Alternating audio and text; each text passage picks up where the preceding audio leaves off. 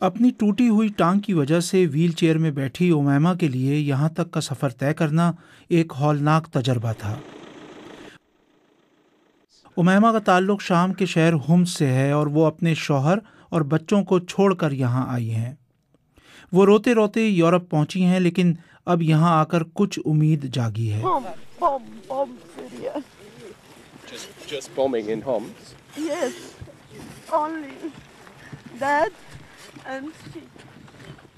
For father. For father. Umaima Germany جانا چاہتی ہیں۔ جرمنی یورپ کا وہ ملک جس نے شام کے پناہ گزینوں کا خیر مقدم کیا ہے۔ Thank you Germany.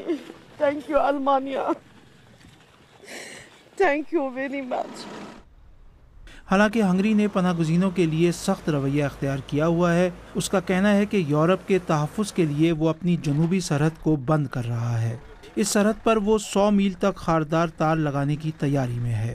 پناہ گزینوں کا یہ بحران یورپ کو منقسم کر رہا ہے۔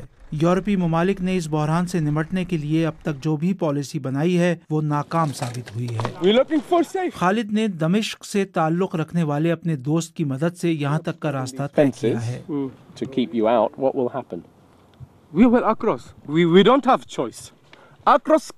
Crossing this one. We don't have second choice. Even if there's a fence? Even anything. یورپی حکومتیں اس مسئلے کے فوری حل کی تلاش میں ہیں۔ وہ چاہتی ہیں کہ ایک ایسا نیا سینٹر بنایا جائے جہاں یونان اور اٹلی پہنچنے والے تارکین وطن کی انگلیوں کے نشان لے کر سیاسی پناہ کے مستحق افراد کی شناخت کی جا سکے۔ فرانس کے وزیر خارجہ نے اس بات پر زور دیا ہے کہ یورپ کو ان تارکین وطن کی مدد کرنی چاہیے جو اپنے ملکوں میں جنگ کے حالات سے بچ کر پناہ کی تلاش میں ہیں۔ ہم نے آج پورا دن یہاں گزارا۔ تارکین وطن کے آنے کا سلسلہ مسلسل جاری ہے۔ یورپ کا مسئلہ یہ ہے کہ ہر ملک کا مختلف موقف ہے۔ یونان اور سربیا لوگوں کو آنے دے رہے ہیں تو ہنگری ان کو روکنے کی کوشش میں ہے۔ بظاہر ایسا لگتا ہے کہ پورے یورپ کو کسی ایک پالیسی پر متفق کرنا ناممکن ہے۔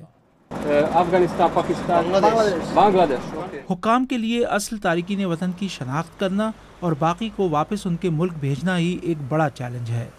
آج جو تارکین وطن یہاں پہنچے ہیں ان کا تعلق افغانستان، ایران، نائجیریا، مالی، پاکستان اور برما سے ہے، اور ان کے آنے کا سلسلہ رک نہیں رہا ہے۔